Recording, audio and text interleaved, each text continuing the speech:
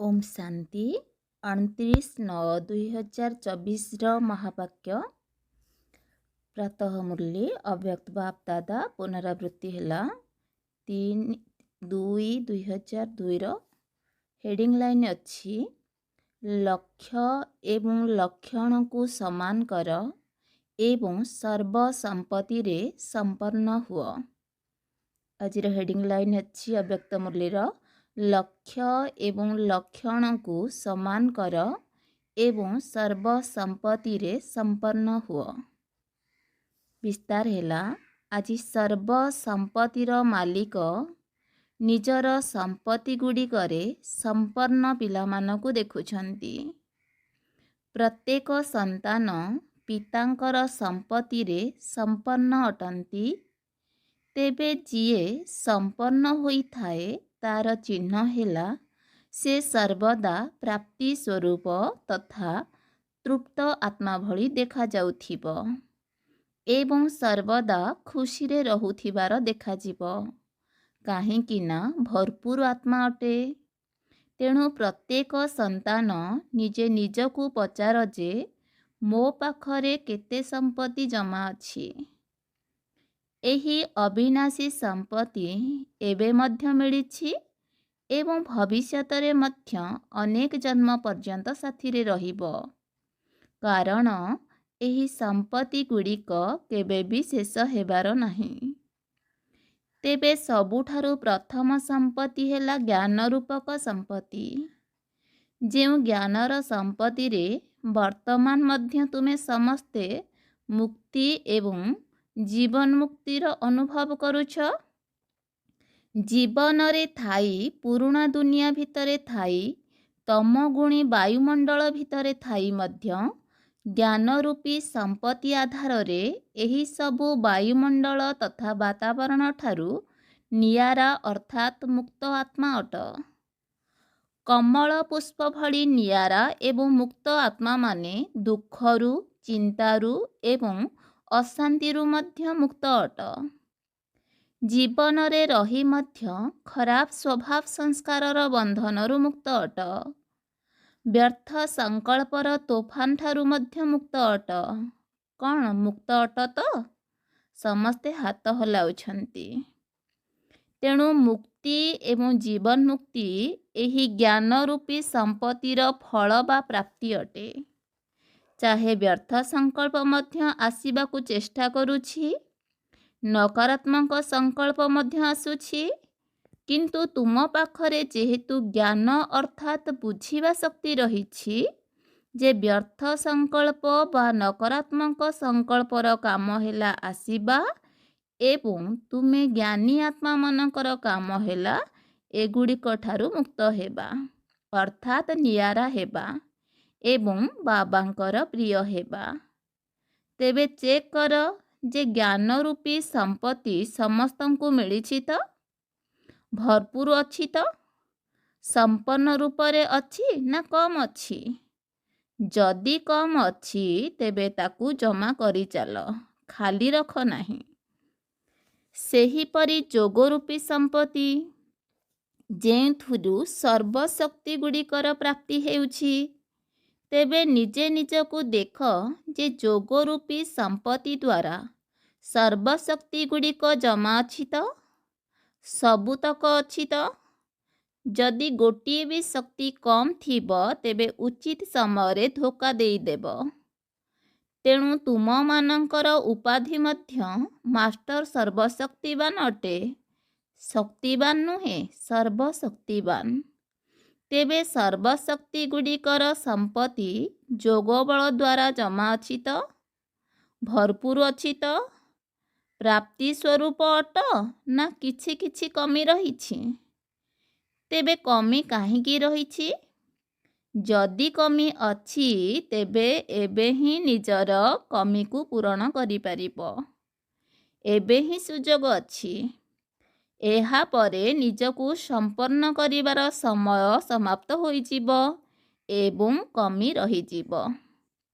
तेणु चेक कर गोटिए गोटिए शक्ति को सम्मुख को आण एवं सारा दिनर दिनचर्या रे चेक कर।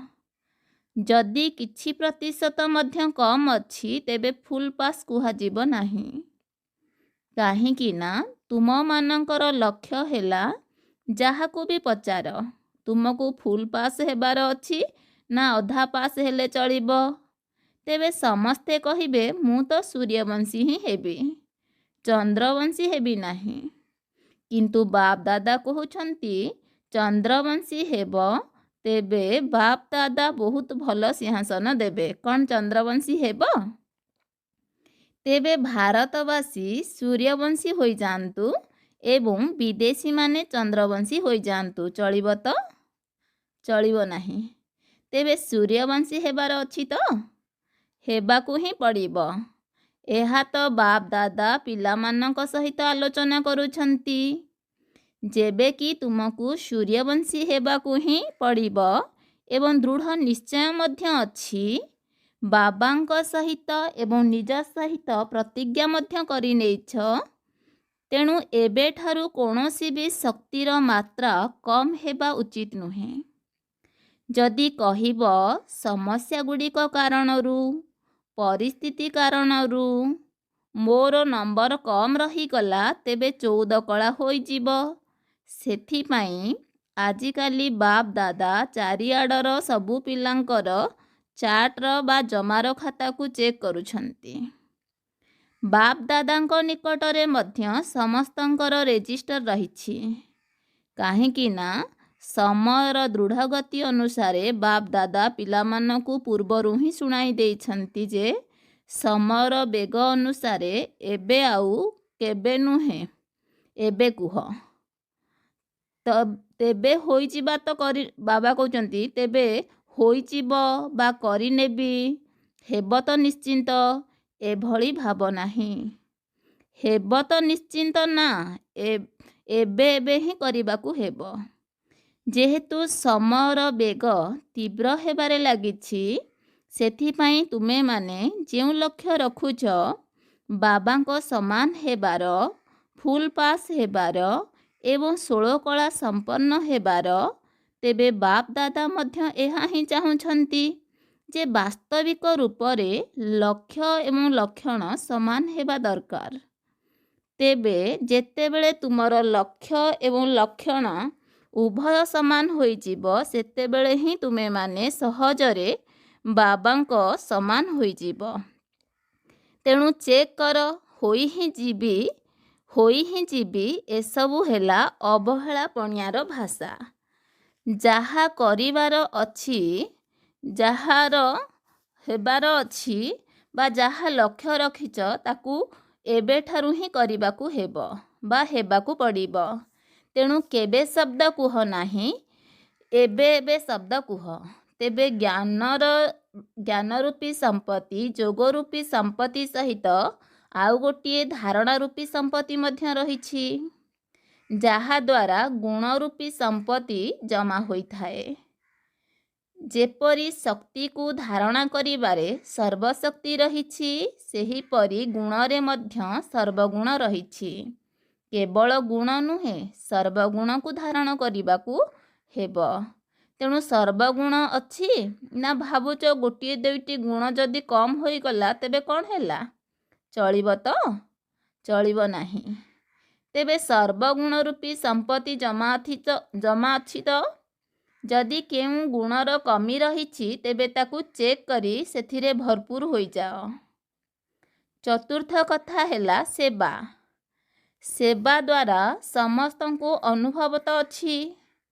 ଯେତେବେଳେ ବି ମାନସିକ ସେବା କରୁଛ ବା ବାଣୀ ଦ୍ୱାରା ଅଥବା କର୍ମ ଦ୍ୱାରା ମଧ୍ୟ ସେବା କରୁଛ, ସେତେବେଳେ ତାର ପ୍ରାପ୍ତି ରୂପରେ ଆତ୍ମିକ ଖୁସି ନିଶ୍ଚିନ୍ତ ମିଳୁଛି।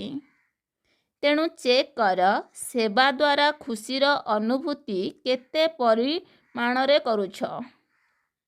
ଯଦି ସେବା କରୁଛ କିନ୍ତୁ ଖୁସି ମିଳୁନାହିଁ, ତେବେ ସେହି ସେବା ଯଥାର୍ଥ ସେବା ନୁହେଁ। ସେବାରେ କିଛି ନା କିଛି କମି ରହିଛି, ସେଥିପାଇଁ ଖୁସି ମିଳୁନାହିଁ। ତେବେ ସେବାର ଅର୍ଥ ହେଲା ଆତ୍ମା ନିଜକୁ ଖୁସିବାସିଆ ଏବଂ ପୂର୍ଣ୍ଣ ପ୍ରସ୍ଫୁଟିତ ଆତ୍ମିକ ଗୋଲାପ ଫୁଲ ଭଳି ଅନୁଭବ କରିବ ତଥା ଖୁସି ରୂପୀ ଝୁଲଣାରେ ଝୁଲିବାର ମଧ୍ୟ ଅନୁଭବ କରିବ। ତେଣୁ ଚେକ୍ କର, ସାରାଦିନ ତ ସେବା କରିଲି, କିନ୍ତୁ ସାରାଦିନର ସେବାର ତୁଳନାରେ ସେତିକି ଖୁସି ମିଳିଲା? ନ ଭାବିଚିନ୍ତି ହେବାରେ ସମୟ ବିତିଗଲା। ଏଇଆ ନୁହେଁ ସେଇଆ, ସେଇଆ ନୁହେଁ ସେଇଆ।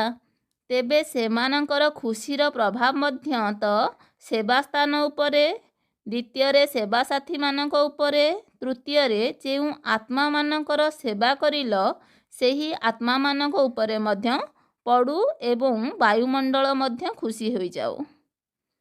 ଏହା ହିଁ ହେଉଛି ସେବା ରୂପୀ ସମ୍ପତ୍ତିର ପରିଣାମ, ଖୁସି। ଆଉ ଗୋଟିଏ କଥା, ଚାରୋଟି ଯାକ ବିଷୟ ତ ହୋଇଗଲା, କିନ୍ତୁ ଆଉ ଗୋଟିଏ କଥା ହେଲା ସମ୍ବନ୍ଧ ସମ୍ପର୍କ ମଧ୍ୟ ବହୁତ ଜରୁରୀ ଅଟେ। କାହିଁକି ଜାଣିଛ?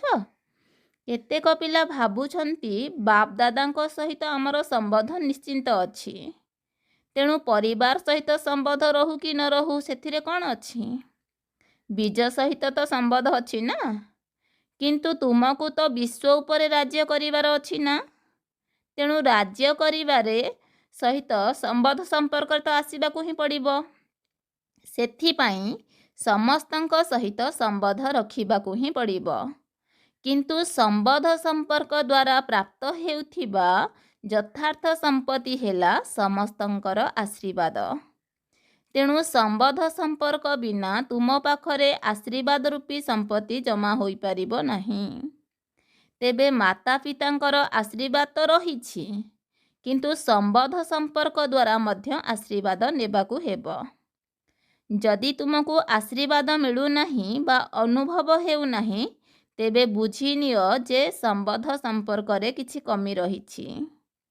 ଯଥାର୍ଥ ରୂପରେ ଯଦି ସମ୍ବନ୍ଧ ସମ୍ପର୍କ ରହିଛି, ତେବେ ଆଶୀର୍ବାଦର ଅନୁଭୂତି ହେବା ଦରକାର। ତେବେ ଆଶୀର୍ବାଦର ଅନୁଭୂତି ମଧ୍ୟ କ'ଣ ହେବ? ଏଥିରେ ତ ସମସ୍ତେ ଅନୁଭବୀ ଅଟନା। ଯଦି ସେବା ଦ୍ୱାରା ଆଶୀର୍ବାଦ ମିଳୁଛି, ତେବେ ଆଶୀର୍ବାଦ ମିଳିବାର ଅନୁଭବ ଏହିଭଳି ହେଉଥିବ, ଯାହାକି ନିଜେ ମଧ୍ୟ ସମସ୍ତଙ୍କ ସହିତ ସମ୍ବନ୍ଧ ରଖିବାରେ, କର୍ମଧନ୍ଦା କରିବା ସମୟରେ ଡବଲ ଲାଇଟ୍ ଅର୍ଥାତ୍ ହାଲୁକା ସ୍ଥିତିରେ ରହୁଥିବ, ବୋଝର ଅନୁଭବ ହେଉନଥିବ ଏବଂ ଯେଉଁମାନଙ୍କର ସେବା କରିଲ ବା ସମ୍ବନ୍ଧ ସମ୍ପର୍କରେ ଆସିଲ ସେମାନେ ମଧ୍ୟ ଡବଲ ଲାଇଟ୍ ସ୍ଥିତିର ଅନୁଭବ କରିବେ ଏବଂ ଏକଥା ମଧ୍ୟ ଅନୁଭବ କରିବେ ଯେ ଇଏ ସମ୍ବନ୍ଧ ରଖିବାରେ ସର୍ବଦା ହାଲୁକା ଅର୍ଥାତ୍ ସରଳ ସ୍ୱଭାବର ଅଟନ୍ତି, ଗମ୍ଭୀର ନୁହନ୍ତି। ଏହାଙ୍କ ସହିତ ମିଶିବି କି ନାହିଁ ଏପରି ଭାବ ନାହିଁ, କିନ୍ତୁ ଆଶୀର୍ବାଦ ମିଳୁଥିବା କାରଣରୁ ଉଭୟ ମର୍ୟାଦା ହିସାବରେ ହାଲୁକା ରହୁଥିବେ, କିନ୍ତୁ ଏଭଳି ସରଳ ମଧ୍ୟ ହେଉନଥିବ ଯେପରି କଥାରେ ଅଛି, ଅଧିକ ମିଠା ହୋଇଗଲେ ପିମ୍ପୁଡ଼ି ମଧ୍ୟ ବେଶୀ ଲାଗିବେ। ତେଣୁ ଅତ୍ୟଧିକ ସରଳ ହେବା ମଧ୍ୟ ଠିକ୍ ନୁହେଁ, କିନ୍ତୁ ଡବଲ ଲାଇଟ୍ ସ୍ଥିତିରେ ରହୁଥିବ। ତେଣୁ ବାପ ଦାଦା କହୁଛନ୍ତି ନିଜ ନିଜର ସମ୍ପତ୍ତିକୁ ଚେକ୍ କର, ସେଥିପାଇଁ ସମୟ ମଧ୍ୟ ଦିଆଯାଇଛି। ଏବେ ତ ସମାପ୍ତିର ବୋର୍ଡ଼ ଲାଗିନାହିଁ, ତେଣୁ ଚେକ୍ କର ଏବଂ ଆଗକୁ ବଢ଼ିଚାଲ। ବାପ ଦାଦାଙ୍କର ପିଲାମାନଙ୍କ ପ୍ରତି ସ୍ନେହ ଅଛି ନା? ତେଣୁ ବାପ ଦାଦା ଭାବୁଛନ୍ତି କେହି ବି ସନ୍ତାନ ଯେପରି ସମ୍ପତ୍ତିରୁ ବଞ୍ଚିତ ରହି ନ ଯାଉ। ପ୍ରତ୍ୟେକ ସନ୍ତାନ ଆଗକୁ ବଢ଼ି ଚାଲୁ, କିନ୍ତୁ ଚାଲୁ ଚାଲୁ ପିଲାମାନଙ୍କ ଭିତରେ ଦେହ ଅଭିମାନ ଆସିଯାଉଛି। ସ୍ୱମାନ ଏବଂ ଦେହ ଅଭିମାନ ଦୁଇଟି କଥା ଅଟେ ନା? ତେବେ ଦେହ ଅଭିମାନର କାରଣ ହେଲା ସ୍ୱମାନରେ ରହିବାରେ କମି ହୋଇଯାଉଛି। ତେଣୁ ଦେହ ଅଭିମାନକୁ ସମାପ୍ତ କରିବାର ବହୁତ ସହଜ ସାଧନ ହେଲା ଦେହ ଅଭିମାନ ଆସିବାର ଯେଉଁ ଗୋଟିଏ ଅକ୍ଷର ବା ଶବ୍ଦ ରହିଛି, ତାହା ତ ତୁମେମାନେ ମଧ୍ୟ ଜାଣିଛ। ତେବେ ସେହି ଶବ୍ଦଟି କ'ଣ? ମୁଁ। ଆଚ୍ଛା, ସାରାଦିନ ଭିତରେ କେତେ ଥର ମୁଁ କହୁଛ? କେବେ ଧ୍ୟାନ ଦେଇଛ? ଆଚ୍ଛା, ଗୋଟିଏ ଦିନ ହିସାବ ରଖ, ବାରମ୍ବାର ମୁଁ ଶବ୍ଦ ତ ନିଶ୍ଚିନ୍ତ ଆସୁଛି, କିନ୍ତୁ ମୁଁ କିଏ? ତୁମମାନଙ୍କର ତ ପ୍ରଥମ ପାଠ ହେଲା ମୁଁ କିଏ। ଯେତେବେଳେ ବି ଦେହ ଅଭିମାନରେ ଆସି ମୁଁ କହୁଛ, ଚିନ୍ତା କର ବାସ୍ତବରେ ମୁଁ କିଏ ଅଟେ? ଆତ୍ମା ନା ଦେହ? ଆତ୍ମା ହିଁ ଦେହକୁ ଧାରଣ କରିଛି, ଏହା ତ ଠିକ୍ କଥା ନା? ତେଣୁ ମୁଁ କିଏ ହେଲି? ଆତ୍ମା ଅଟେ ନା? ତେବେ ସହଜ ସାଧନ ହେଲା, ଯେତେବେଳେ ବି ମୁଁ ଶବ୍ଦ କହୁଛ, ଏହି କଥା ମନେ ରଖ ଯେ ମୁଁ କେଉଁ ଆତ୍ମା। ଆତ୍ମା ନିରାକାର ଅଟେ ଏବଂ ଦେହ ସାକାର ଅଟେ। ନିରାକାର ଆତ୍ମା ସାକାର ଦେହକୁ ଧାରଣ କରିଛି। ତେଣୁ ଯେତେ ଥର ବି ମୁଁ ଶବ୍ଦ କହୁଛ, ସେତିକି ସମୟ ଏହି କଥା ମନେ ପକାଅ ଯେ ମୁଁ ନିରାକାର ଆତ୍ମା ସାକାର ଦେହ ମଧ୍ୟରେ ପ୍ରବେଶ କରିଛି। ଯଦି ନିରାକାର ସ୍ଥିତି ମନେ ରହିବ, ତେବେ ନିରହଙ୍କାରୀ ମଧ୍ୟ ସ୍ୱତଃ ହିଁ ହୋଇଯିବ। ଦେହ ଅଭିମାନ ସମାପ୍ତ ହୋଇଯିବ। ତେଣୁ ସେହି ପ୍ରଥମ ପାଠକୁ ହିଁ ପକ୍କା କର ଯେ ମୁଁ କିଏ। ଯଦି ଏହି କଥା ମନେ ରହିଲା ଯେ ମୁଁ କେଉଁ ଆତ୍ମା, ତେବେ ଆତ୍ମା ମନେ ପଡ଼ିବା ଦ୍ୱାରା ନିରାକାରୀ ସ୍ଥିତି ପକ୍କା ହୋଇଯିବ ଏବଂ ଯେଉଁଠି ନିରାକାରୀ ସ୍ଥିତି ରହିଥିବ, ସେଠାରେ ନିରହଙ୍କାରୀ ଏବଂ ନିର୍ବିକାରୀ ମଧ୍ୟ ନିଶ୍ଚିନ୍ତ ହୋଇଯିବ। ତେବେ କାଲିଠାରୁ ନୋଟ୍ କର, ଅର୍ଥାତ୍ ହିସାବ ରଖ। ଯେତେବେଳେ ମୁଁ ଶବ୍ଦ କହୁଛ, ସେତେବେଳେ କ'ଣ ସ୍ମୃତିରେ ରହୁଛି? ତେଣୁ ଯେତେ ଥର ମୁଁ ଶବ୍ଦକୁ ବ୍ୟବହାର କରିବ, ସେତେ ଥର ନିରାକାରୀ, ନିରହଙ୍କାରୀ, ନିର୍ବିକାରୀ ସ୍ୱତଃ ହୋଇଯିବ। ଆଚ୍ଛା, ଆଜି ଯୁବବର୍ଗବାଲା ଆସିଛନ୍ତି। ଏମାନଙ୍କ ସଂଖ୍ୟା ମଧ୍ୟ ବହୁତ। ବାପ ଦାଦା ଯୁବବର୍ଗଙ୍କୁ ବରଦାନ ଦେଉଛନ୍ତି ଯେ ସର୍ବଦା ଭରପୁର ରୁହ। କୌଣସି ଗୋଟିଏ ବି ସମ୍ପତ୍ତିକୁ ନଷ୍ଟ କର ନାହିଁ। ସର୍ବଦା ଭରପୁର ରହିଥାଅ ଏବଂ ନିଜକୁ ଭରି ଚାଲିଥାଅ। ଲୌକିକ ଗୁରୁମାନେ ତ ଆଶୀର୍ବାଦ ଦିଅନ୍ତି ଆୟୁଷ୍ମାନ ଭବ, କିନ୍ତୁ ବାପ ଦାଦା କହୁଛନ୍ତି ଅଶରୀର ଆୟୁଷ ତ ଯେତିକି ବି ଅଛି ସେତିକି ହିଁ ରହିବ। ସେଥିପାଇଁ ଶରୀରର ଆୟୁଷ ହିସାବରେ ଆୟୁଷ୍ମାନ ଭବର ବରଦାନ ଦେଉନାହାନ୍ତି, କିନ୍ତୁ ଏହି ବ୍ରାହ୍ମଣ ଜୀବନରେ ସର୍ବଦା ଆୟୁଷ୍ମାନ ଭବ। କାହିଁକି ଜାଣିଛ? ବ୍ରାହ୍ମଣରୁ ହିଁ ଦେବତା ହେବ। ତେଣୁ ଆୟୁଷ୍ମାନ ତ ହୋଇଯିବ ନା। ଯୁବବର୍ଗର ମଧ୍ୟ ଗୋଟିଏ ବିଶେଷତା ରହିଛି। ତୁମେମାନେ ନିଜର ବିଶେଷତାକୁ ତ ଜାଣିଛ ନା? କେଉଁ ବିଶେଷତା ତୁମମାନଙ୍କ ଭିତରେ ଅଛି ଜାଣିଛ? ଯାହା ଇଚ୍ଛା ତାହା କରିପାରିବୁ। ଆଚ୍ଛା, କରିପାରିବ? ବହୁତ ଭଲ କଥା। ଦୁନିଆ ହିସାବରେ କହୁଛ, ଯୁବା ଗୋଷ୍ଠୀବାଲା ବହୁତ ଜିଦଖୋର ଅଟନ୍ତି। ଯାହା ଭାବିବେ ତାହା ହିଁ କରିବେ ଏବଂ କରି ଦେଖାଇବେ। ସେମାନେ ତ ଓଲଟା କଥା କହିଥାନ୍ତି, କିନ୍ତୁ ଏଠାରେ ବ୍ରାହ୍ମଣମାନେ ଜିଦିଆ ତ ନୁହନ୍ତି, ବରଂ ନିଜର ପ୍ରତିଜ୍ଞା ଉପରେ ଦୃଢ଼ତାପୂର୍ବକ ଚାଲିବା ବାଲା, ହଟିଯିବା ବାଲା ନୁହନ୍ତି। କ'ଣ ଏହିଭଳି ଅଟ ନା? ହାତ ଉଠାଇ ଦେବା ତ ବହୁତ ସହଜ ଅଟେ। ବାପ ଦାଦା ଖୁସି ହେଉଛନ୍ତି, କାରଣ ଏହା ମଧ୍ୟ ସାହସର ପ୍ରତୀକ ଅଟେ ନା।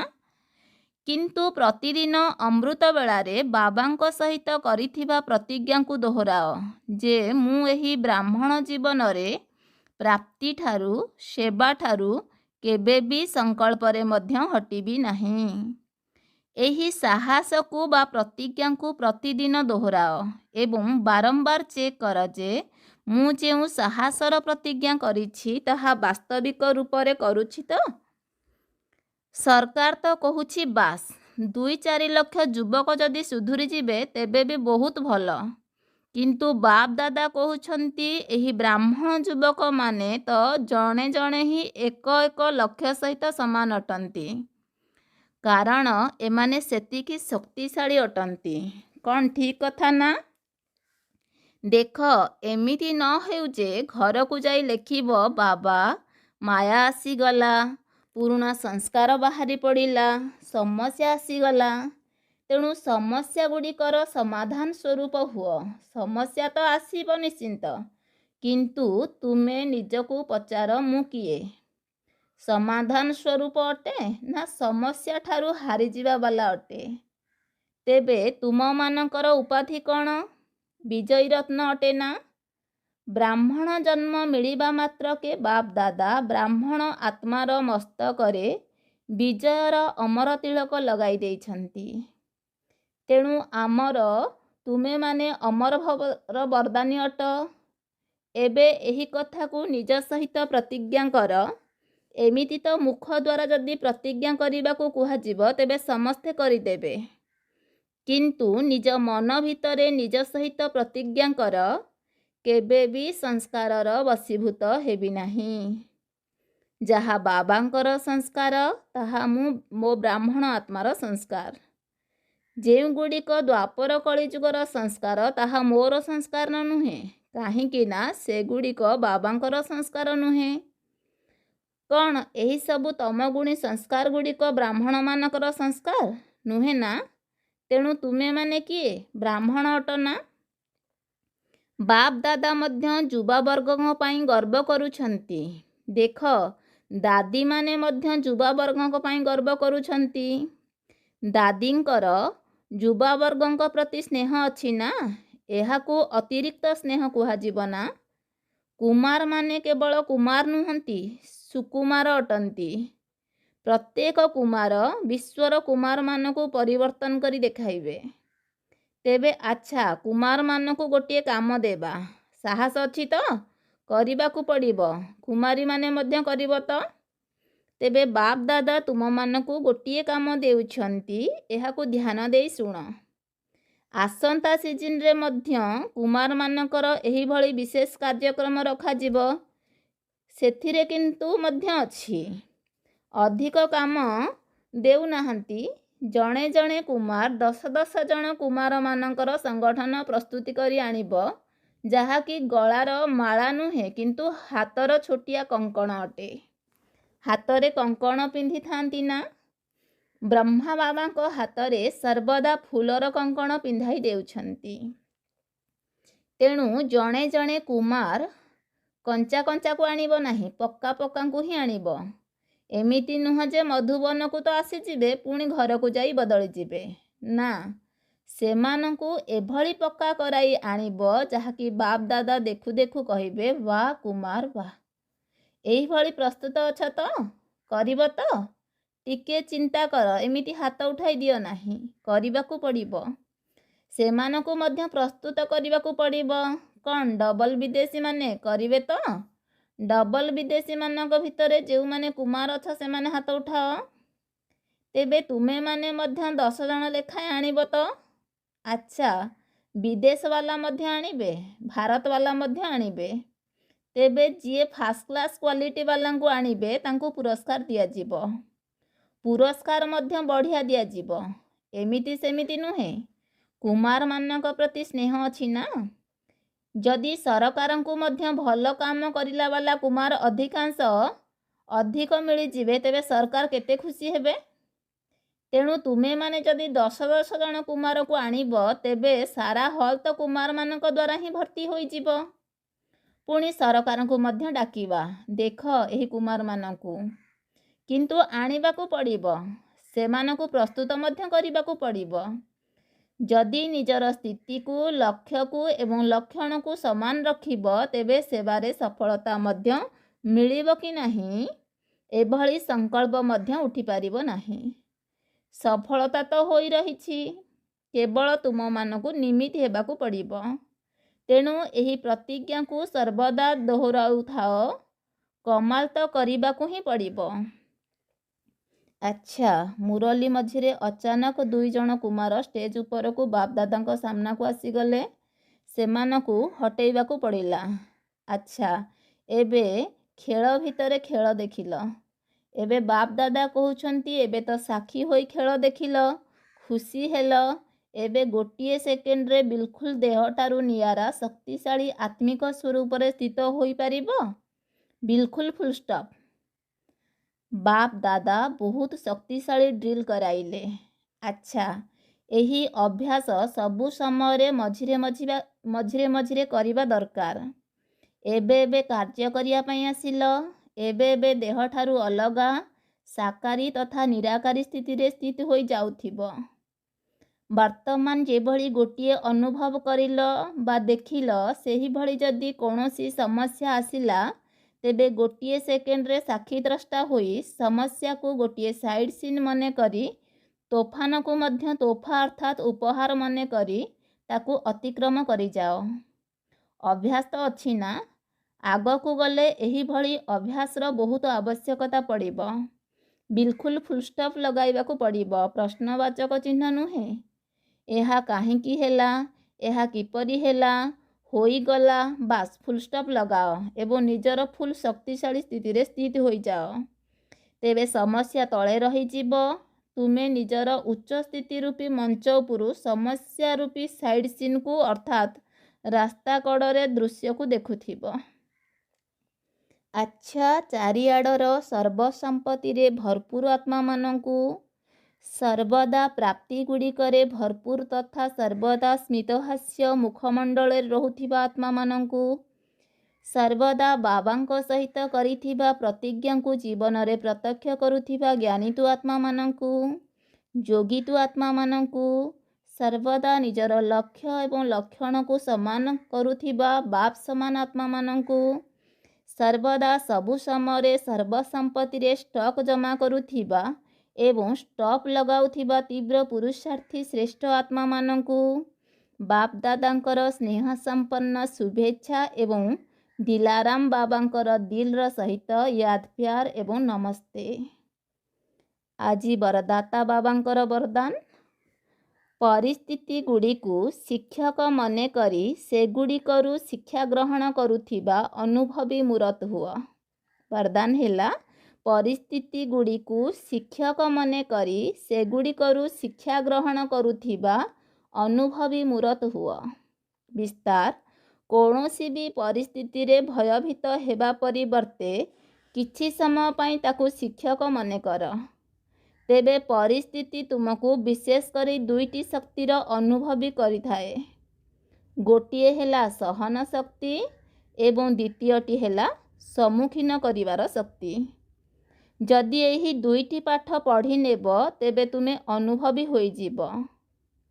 ଯେବେ କି ତୁମେ କହୁଛ ମୁଁ ତ ଟ୍ରଷ୍ଟି ଅଟେ, ମୋର କିଛି ବି ନୁହେଁ, ତେବେ ପୁଣି ପରିସ୍ଥିତି ଆସିଲେ ଡରୁଛ କାହିଁକି? ଟ୍ରଷ୍ଟି ଅର୍ଥାତ୍ ସବୁକିଛି ବାବାଙ୍କୁ ସମର୍ପଣ କରିଦେଇଛ। ସେଥିପାଇଁ ଯାହା ହେବ ଭଲ ହିଁ ହେବ। ତେଣୁ ଏହି ସ୍ମୃତି ଦ୍ୱାରା ସର୍ବଦା ନିଶ୍ଚିନ୍ତ ମଧ୍ୟ ରୁହ ଏବଂ ସମର୍ଥ ସ୍ୱରୂପରେ ରୁହ। ସ୍ଲୋଗାନ, ଯେଉଁମାନଙ୍କର ସ୍ୱଭାବ ମିଠା ସେମାନେ ଭୁଲରେ ମଧ୍ୟ କାହାକୁ ଦୁଃଖ ଦେଇପାରିବେ ନାହିଁ। ସ୍ଲୋଗାନ ହେଲା, ଯେଉଁମାନଙ୍କର ସ୍ୱଭାବ ମିଠା ସେମାନେ ଭୁଲରେ ମଧ୍ୟ କାହାକୁ ଦୁଃଖ ଦେଇପାରିବେ ନାହିଁ। ଆଚ୍ଛା, ଓମ୍ ଶାନ୍ତି।